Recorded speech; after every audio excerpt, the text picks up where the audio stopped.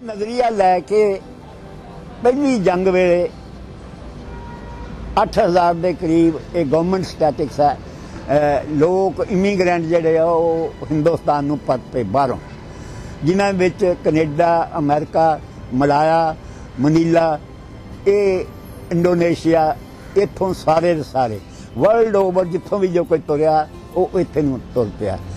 कहा जांदा भी बड़ा इन्हां नूं जोश सी। कई एक लिखारी ये भी लिखते हैं कि नहीं जोश सी, मेरा होश नहीं सी। मैं इस कंडम करदा इस ख्याल में। कदे जोश तो बगैर तो कोई इनकलाब हो नहीं सकता, जोश तो बगैर तो तुसी किसी पासे उपर नहीं सकते, पर जे होश ना होवे तो फिर तुसी गांह नहीं वध सकते, तुसी तां भी फेल हो जाते। सो उन्हां दा जोश ते होश उन्हां च दोनों सीगे। उन्हां दे होश ने उन्हां नूं लंबियां लड़ाइयां लड़न, जेल दे तसीहे झल्लण, जेल तो बाहर आके फिर इस मुल्क दे विच जिन्नियां गांह वधू लहरां उन्हां च शामिल होण, और जिन्ना चिर अंग्रेज़ इत्थों विदया नहीं हो गया उन्ना चिर उहदे खिलाफ लड़ाई दा जिहड़ा झंडा वो बुलंद रखिया। ये जोश भी सी, ये होश भी सी। सो वो होश जिहड़ा कि परिपक्व हो गया सी गदर पार्टी दे मैंबरां दे विच। इत्थे हर जमात ईवन कांग्रेस भी जदों उठी है तो ये जिहड़े फर्क पे आ, जदों कांग्रेस होई उहदे नाल ही एक जी सिख लीग कायम हो गई, मुसलमानां च आज़ाद जमात कायम हो गई, जिहड़े कि हिंदुस्तान च आज़ादी चाहुंदे सी। पर इहदा कारण सी ये क्यों कायम होईयां? क्योंकि दबदबा कांग्रेस दे विच हिंदुआं दा सी, और हिंदू प्रभाव जिहड़े आ वो बाहरे हावी सी कांग्रेस दे विच, जिन्हां नूं कि दूजे जिहड़े आ वो एक्सैप्ट नहीं सी करदे। उन्हां ने कांग्रेस दे विच तां रहे पर अपना एक बखरा रूप भी नाल नाल कायम किया। पर गदर पार्टी च नहीं सी। गदर पार्टी तो प्योर सैकुलर, जिहदे च मजहबी कोई बहस भी अलाउड नहीं सी। ये नहीं सी पिओ सिख नहीं सी, चंगे सिख सीगे, चंगे हिंदू सीगे, चंगे मुसलमान सी, हाफिज अब्दुल्ला भी सीगा। सो उन्हां दा प्राइवेट मसला सी। ये उन्हां मजहब जिहड़ा उन्होंने पॉलिटिक्स दे विच नहीं आउण दिता, और मुल्क की आज़ादी लई अगाह वधू लहर लई उन्होंने एक नमूना पैदा किया। पहली बारी हिंदुस्तान दे विच कोई इनकलाबी पार्टी, कोई जमात वो कायम हुई जिसने हिंदुस्तान नूं वंगार दिती कि मजहब तो तां उठ के सारे हिंदुस्तानियां आओ मुल्क नूं आज़ाद करन लई गांह वधीए। सो इन्हां दी विशेषता है।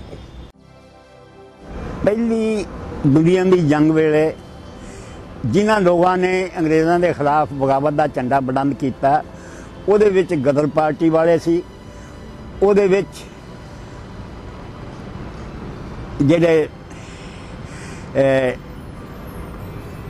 बंगाल दे रेवोल्यूशनरी सी, और उहदे विच ही मुसलमानां दी जिहड़ी खिलाफत जमात सी वो सी।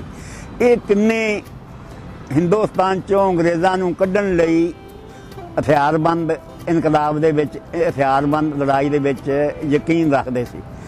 कांग्रेसी लीडर उस वेले भर्ती कराउण ते तुले सी, और उन्हां दा ख्याल सी कि असीं जे अंग्रेज़ां दी मदद करांगे तो इदों पिछों सानूं सहूलतां दित्तियां जाणगीआं। दरअसल लड़ाई ये नहीं कि मुकम्मल आज़ादी की होएगी, लड़ाई ये सी पीसफुली असीं इसे तरह बने रहीए कांग्रेसियां दी, और उहदे विच वो जमातां शामिल सी जिहड़ियां कहिंदियां सी जो फायदा अंग्रेज़ सातों उठाउंदा, जो अगे असीं उठाउण डए हैं वो साडे कोले रवे, जो अंग्रेज़ लई जांदा वो फायदा भी साडे कोले आ जाए, वो सहूलतां साडे कोले आ जाए। सो इन्हां गल्लां नूं इन्हां ने मजबूर किया कि असीं जंग दे विच अंग्रेज़ां दी सहायता करांगे, डोमिनियन स्टैचू मिल जाऊगा। सो जंग ते दौरान गदर पार्टी इन्हां नाल मिल के आ जिहड़ियां खिलाफतियां नाल मिल के, बंगाल दे इनकलाबियां नाल मिल के इत्थे हिंदुस्तान दे विचों अंग्रेज़ां नूं कड्ढण दी उपराजा बड़ा कीता, पर समां अनुकूल नहीं सी। लोग बड़े सुत्ते पए सी। बड़ा होका दिता उन्होंने उदों साडे पंजाब दे विच तां जिहड़े लीडर सीगे, मजीठिया हो गया, सरदार बहादुर रूट सिंह होया, गज्जन सिंह गरेवाल होया, ये लीडर सीगे। पर गदर पार्टी वाले ने नारा किया खान बहादुर राय बहादुर बांदर पुछां वाले जी गुज्जा देश घात ये करते साडे जो रखवाले जी।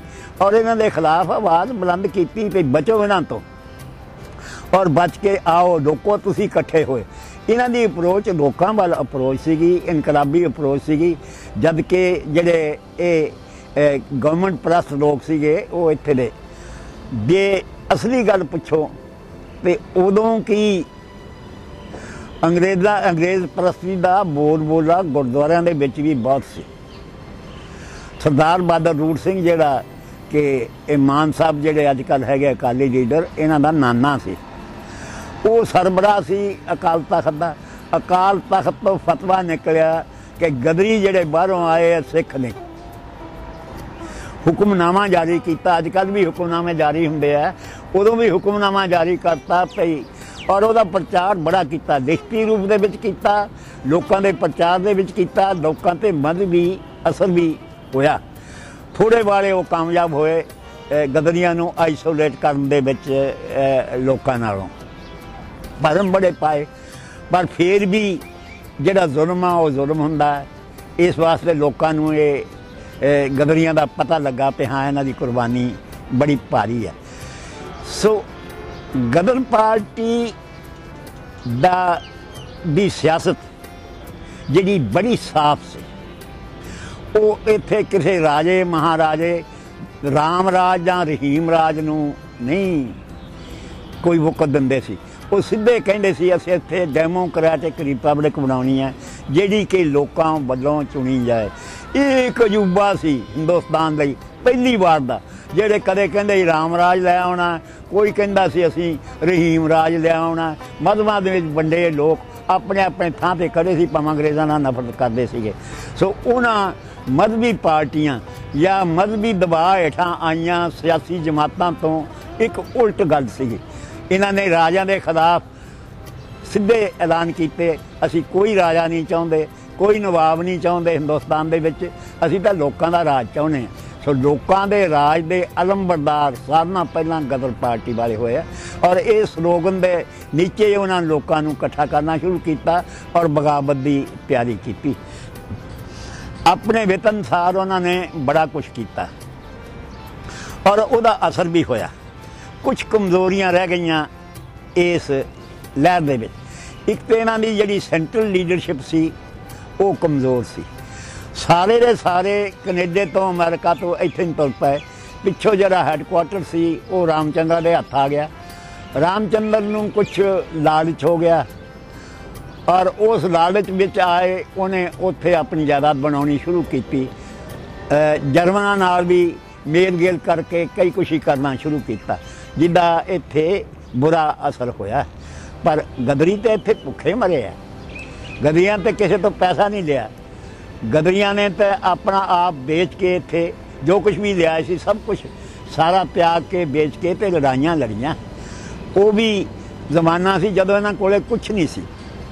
और बंगाल वाला ने कोशिश की क्योंकि उत्थे दे पद्धर लोग भी जिहड़े इनकलाबी सी वो डाका डूका डाके मारदे सी। इत्थे आके कहा इत्थे भी होए वाकया चंद एक डाकियां दे पर इन्हां ने पिछों कहता नहीं गलत है। सो सानू जिहड़ी पैसे इकट्ठे करन दी डाकियां जरिए सेध है ये बंगालियां ने पंजाबियां नूं दित्ती। पर पंजाबियां ने उन्हां नूं ये सेध दित्ती ते पलटना दे विच काम करीदा। जिहड़ियां साडे ते साडीआं फौजां उन्हां दे विच काम करके असीं उन्हां नूं रैवोल्यूशन लई तैयार करिए बगावत लई तैयार करिए फिर ही हो सकदा। सो बंगालियां ने भी बीजापुर होर कई जगह दे उत्ते पलटना दे विच काम कीते है।